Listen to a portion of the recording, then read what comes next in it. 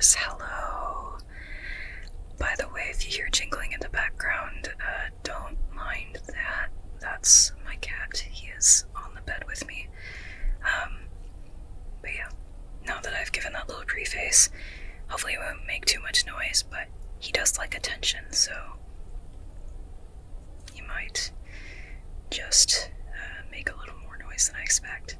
Anyhow, this video is kind of a relaxed video for me because I've just been feeling kind of tired this week, and I was hoping to do like a book kind of review thing for this video, but I just don't feel like I have enough energy for it, and I really want to have a good amount of energy when I'm doing those book review kind of videos.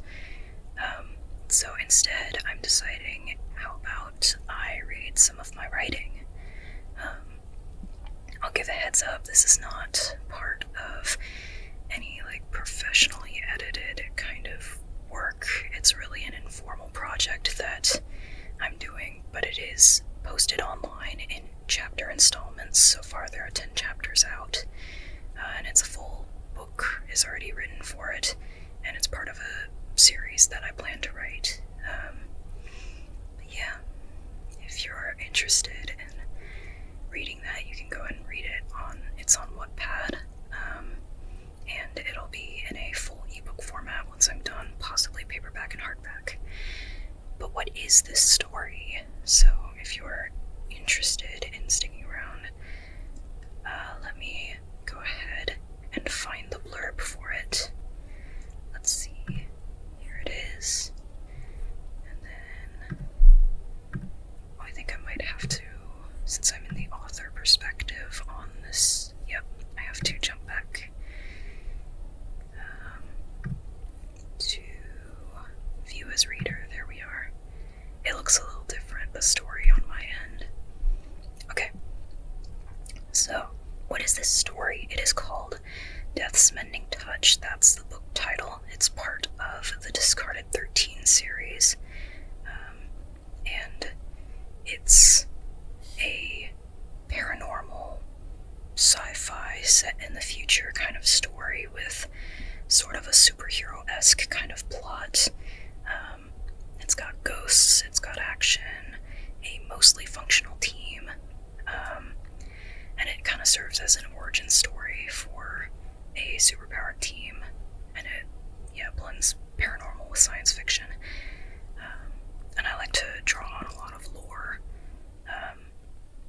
of supernatural lore, that isn't necessarily the most commonly drawn on stuff. I mean, of course there's vampires and werewolves and stuff like that in this universe, but I tend to go specific as well with some of the characters that I include, and they're not necessarily the only version of that. There are variants of supernatural creatures in the universe as well, and that might be more clear with just reading some more of my writing. I don't know. But yeah, in case you're wondering, I'll go ahead and give just a quick summary of the blurb, because the blurb, I mean, we kind of want to get into the story if we're going to be doing a little informal reading here anyway, so I will go ahead and just say, the blurb describes there's 12 young adults, and they have superhuman capabilities. Each of them kind of have a different sort of superpower kind of a thing, and they're withdrawn from their civilian lives to take on a puzzling problem. The 13th of the superhuman capability people, the 13th one of them died years ago. Or did she? So it's 2196, the year, and an artificial intelligence called the mainframe gave 13 teenagers the chance to stabilize humanity. Those 13 were called the Sivylla, and once they completed their mission, they were kind of sent back to their normal lives, but during that mission, they sort of accidentally woke up technology inside them that resulted in them having kind of superpowers. The main character, Klavdiya, she has enhanced healing, so she's able to heal herself really quickly and also heal other people. And the 13th of them sacrificed her life for the mission back in 2196 or so. And once the mission was complete, the remaining 12 went back to their lives.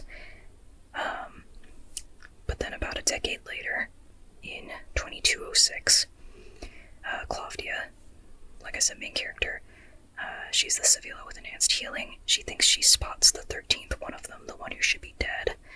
Her hope and her guilt draw her to, like, chase the lookalike, or the potential lookalike. And just as she approaches, an explosion violently kills a bystander. And in the aftermath, Klavdiya loses track of the lookalike. Minutes later, the 12 Sivylla are summoned to a mandatory gathering without explanation. And turns out the explosion that Klavdiya witnessed wasn't the only one, that the lookalike was spotted nearby in the past week. So as more evidence surfaces, the remaining Sivylla don't have a choice but to join a battle they didn't start.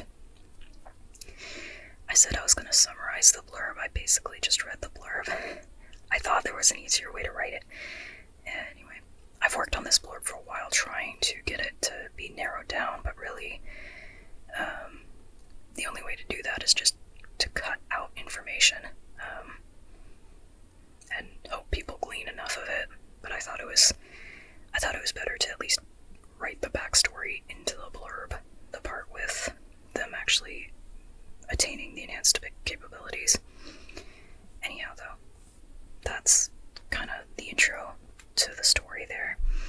And I want to go ahead and mention the content warnings, just because content warnings are very important. I know I had a reaction at one point to a film in class, when I was in class, and well, specifically it was for the homework, and my professor forgot to send us the content warning ahead of time, at least ahead enough for me to see it before I started watching the movie.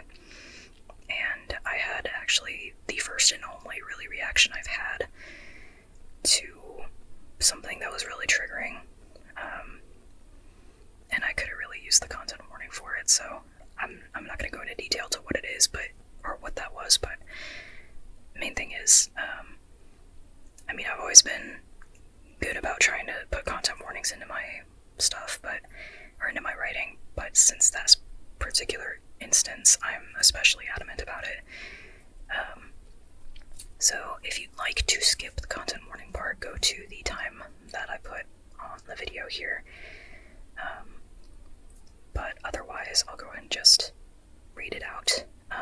So for the whole novel, I plan on just reading one chapter for this video and possibly continuing. As more chapters get released publicly, I might do more readings like this. And really this video is more of an introduction, so it includes like the blurb and the content warnings and all that. The future videos I might just go right into the story, but for the purposes of setting up the entire book, I'll go ahead and say the content warnings for all of it, although I'll also include content warnings per chapter. So this story contains instances of murder, death, violence, bombings, potentially unsettling injury, blood, and grief. When I say instances, I mean in the plot that is currently being, as the plot carries out, the instances are things that actively happen. So, say a person gets murdered or dies in the story, then there will be some description of it. It won't go into gratuitous detail. I just don't tend to do that, except for, like, say, maybe my horror stories, and that's not really what this is. So it won't have a lot of detail, just kind of enough to, like, indicate, say, the severity of the situation. And now there are also mentions of things that may be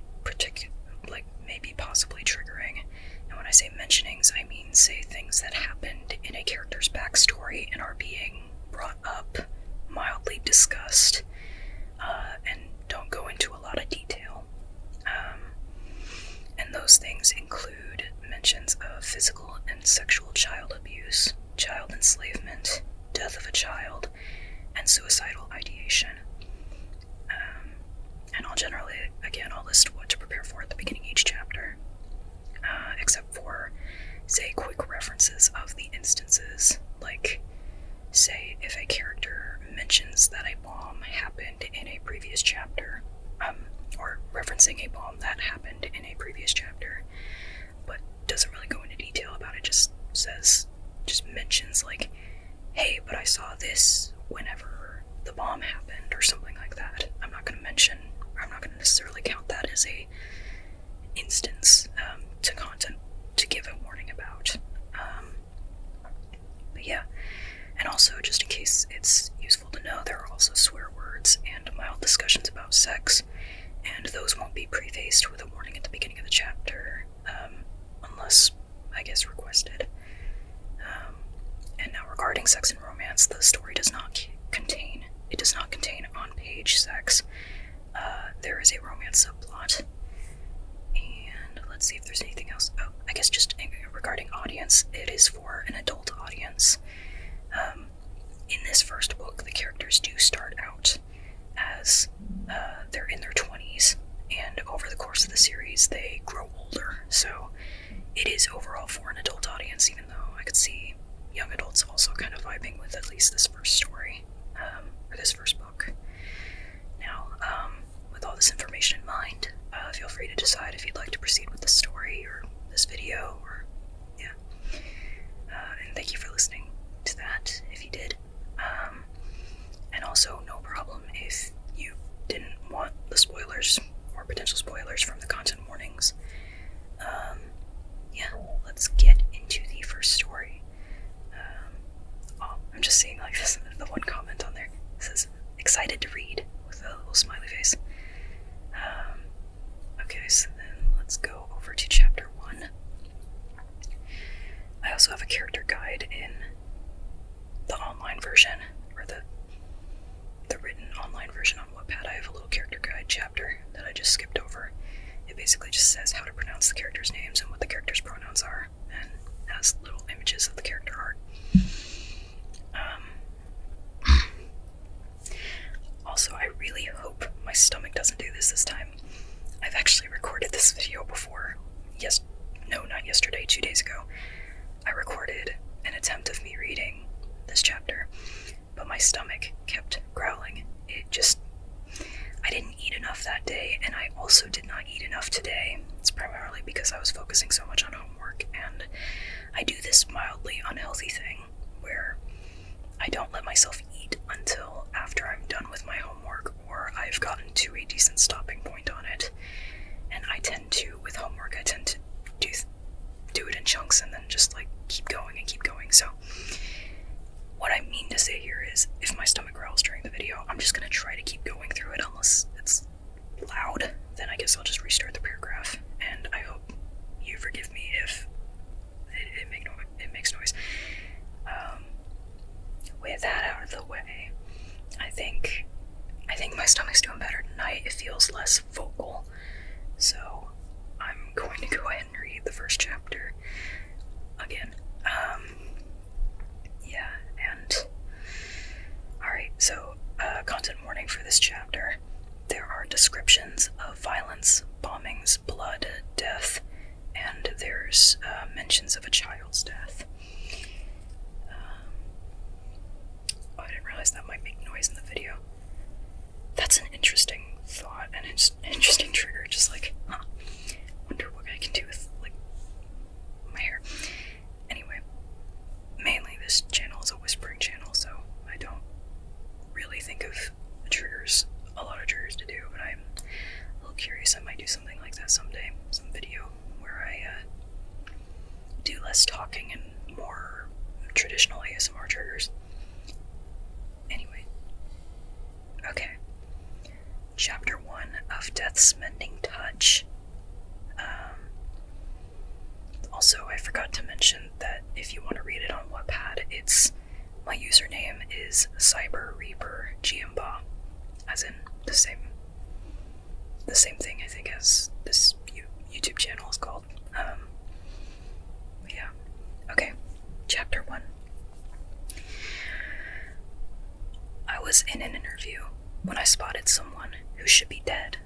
For all the reasons to bolt, that one might be reasonable. I don't know if it's worth it yet.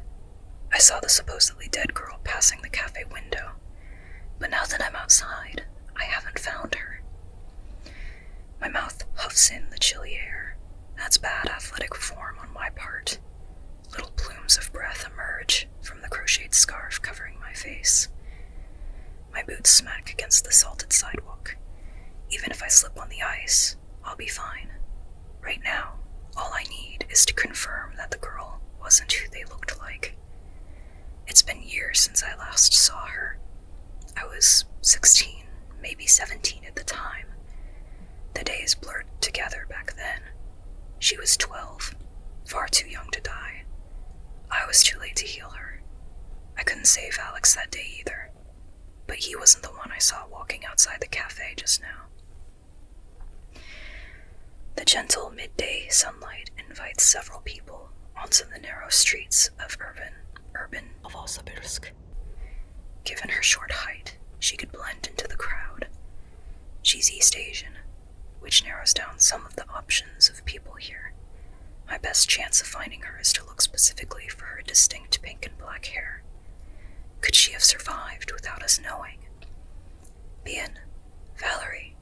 I call out her private and public names. To avoid unnecessary attention, I keep my voice barely louder than normal. Most people don't recognize me as a basketball player when I'm out of uniform, especially since I'm only 173 centimeters tall. But still, someone stopping me for an autograph would delay my finding of this person.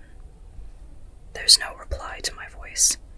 Some of the pedestrians part as I jog around them. Their slow vectors are easy to predict. I pass glowing lamppost after lamppost, coated stranger after stranger. There's still no sign of her. My breaths catch up with me as I stop jogging. A snowstorm of a headache stirs my brain. I crumple onto a heated bench and rest my forehead in my gloved palms. Bien died at 12 years old. Whoever passed the cafe window looked exactly like her, only older. How old would she have been now? Maybe she had a sister I was never briefed on. The sister could have a similar face from afar, and she could have dyed her hair similarly to Bien's. That must be what's going on. One of the first missions I went on, as someone with an enhanced capability, was to make sure Bien was recruited safely and successfully. Out of the 4 of us who went on that mission, one of us was permanently blinded, and one of us died. I didn't heal either of them in time. Bien was killed before we could bring her somewhere safe. I carried her body for countless minutes, hoping she'd suddenly breathe life back into her lungs. Out of us 13 with enhanced capabilities, I received enhanced healing. I quickly recover from every injury I receive, bullet wounds included. As an extension of that, I can heal others by being near them. The only catch I've found is that I have to be around them when they're actively injured or diseased. I can't bring back amputated limbs once they've been treated. However, if the blood is still gushing, I've got a chance at helping them grow back a limb. I can't bring back a person whose heart has stopped. There wasn't a rulebook for the abilities. I figured out what I can do through experience, so I never quite know what'll happen when someone gets hurt. My track record is good, but Bien and Alex will stay at the top of my list of regrets. They're the ones who made me realize that I can't heal the recently deceased. If I had trained harder at the time, maybe I could have prevented their deaths. What's worse is that Bien knew that she'd die. Bien was one of us 13 with enhanced abilities. My enhanced ability is healing. Hers was foresight. SUV cars and trains bob through the blue water beyond the sidewalk edge. The water-powered vehicles are tiny in comparison to the pointed, snow-covered roofs of the buildings behind them. Some of the ships approach the cobblestone sidewalk, cracking the thin ice coating the river's edge. The boats churn out a light veil of steam as they carry people via public transport routes through the city. I spot a little tourist boat bobbing by. It's packed with people wearing colorful coats, taking photos of themselves against the picturesque cityscape. I can imagine the North Americans pointing at me and laughing. Look, a depressed Russian 20-something. She must have no friends. Take a picture and post it on live chat. A smile flickers on my face. Being on a sports team, my coworkers are both my teachers and friends. I haven't seen my other friends in some time. They're scattered around the world, living their lives like we've never met. I haven't even seen Jenna, who's from Novosibirsk. For all I know, Z might have moved out of this city. I understand why Z hasn't reached out. We didn't end our relationship on the best of terms. When I'm out in public, I hope to run into Zem. With her wheelchair, Z isn't difficult to spot. Even if Z drastically changes her appearance, I'm certain I'd recognize him. Wait, I was in an interview. My basketball team's public relations staff set that up. I ran out near the start of it. They deserve an apology for me running off. I wouldn't blame them if they left already. What was the interviewer's name again? I had just met them.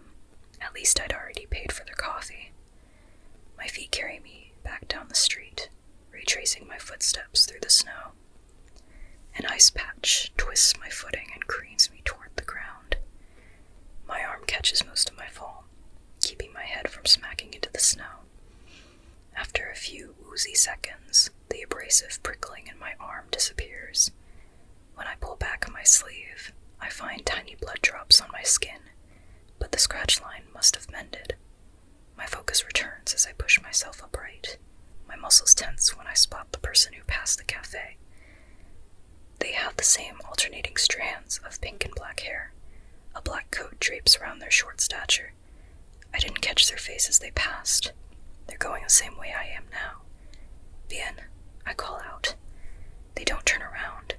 It makes my heart lurch. Where is this hope coming from? My knees wobble as I stand. Valerie, Bien. Still ignoring me, the Bien look-alike pulls out a pink notepad from their jacket. As they pass a coated stranger, they press one of the notes onto the stranger's back. The other person doesn't notice the note on their coat. I can't read the handwritten text from here. The stranger walks in one direction while the Bien look-alike walks in the other. The look-alike is the priority right now. I dash after them. An explosion abrades my ears. The force from it knocks me off balance.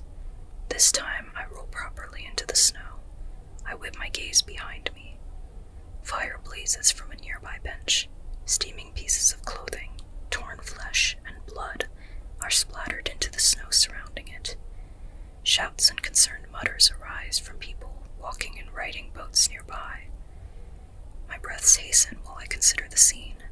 Was that the person with the pink note on their back? The trained part of me wants to figure out what happened. I could find witnesses and get their accounts. I could even help the authorities piece it together. But that isn't my job. My job was to keep the 13th of us alive. The 13th one of us might still be. I push myself to my feet and sprint after the Bien look-alike. They turn a corner down the street. I know that corner. It's a dead end, usually used for mild gatherings, like the Pelmeni cookout from a few weeks ago. As soon as I careen into the alley, my feet skid to a stop. Mounds of trash peek out of the restaurant bins, but I don't see any people. I walk down the space to look behind the bins and lift the lids to check inside them. There isn't anyone down this alley. Could the look-alike have scaled the building? Bien wasn't alive long enough to be trained like we were. Maybe she learned from someone else. My fingers grip the edge of a trash bin. I'm so glad I trimmed my nails this morning. My feet scrape the side of the bin, boosting myself over the top of the closed flap. While balancing on the curved lid, I gauge the best footholds in the brick wall. My fingertips snap onto the crumbly edge of a brick. I scale the wall and count my forced breaths to pass the time. adolescence was spent climbing buildings. Even if Bien learned how somewhere, she can't beat my speed in my home city. I ascend to the roof edge. My forearms get enough of a hold to pull my body the rest of the way. My abs release as I relax into lying in the snow. As I get to my feet, my eyes traverse the rooftop. No one is nearby. I lean over while walking around the slanted roof. The only footprints in the snow I see are mine. This can't be right. I need to explore more. My breaths rapidly wheeze as I sprint toward the roof's edge. My heart lurches when my toes press against the gutter. It's been a few years since I jumped between rooftops. The process is familiar, yet a rapid heartbeat pounds an alarm in my head. A whole building's worth of air fills the space between me and the ground. My muscles tense, bracing for the next slanted roof. My shoulder hits the surface correctly, rolling me into a landing. Undisturbed snow cushions the impact. Aches fizzle across my arms and disappear by the time I stand. There are still no footprints here. It doesn't look like anyone was on these roofs in the last few hours. I travel to more rooftops, hoping the chances of seeing the look-alike again are in my favor. I already saw them twice. Spotting them a third time wouldn't be improbable. My wristwatch buzzes with a notification. I swipe up the holographic text, reading through it. It's written in English. My watch settings change the text to Russian. Klavdiya, hopefully civilian life has been treating you well. Forgive us for contacting you again after all these years.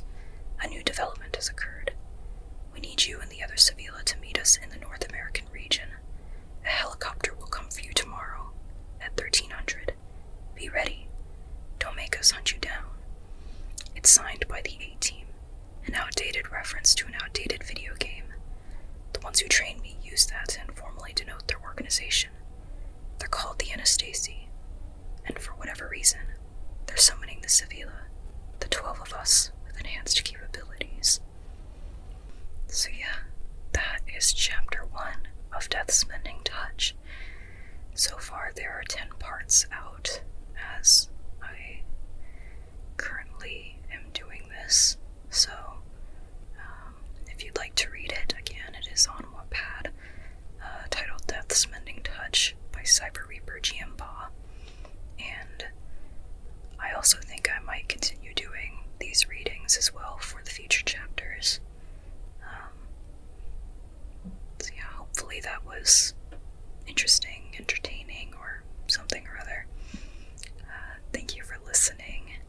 I'll go and let you go on to whatever it is that you need to do next or want to do next. Again, thank you for listening. Oh, my throat caught. Okay. Thank you for listening,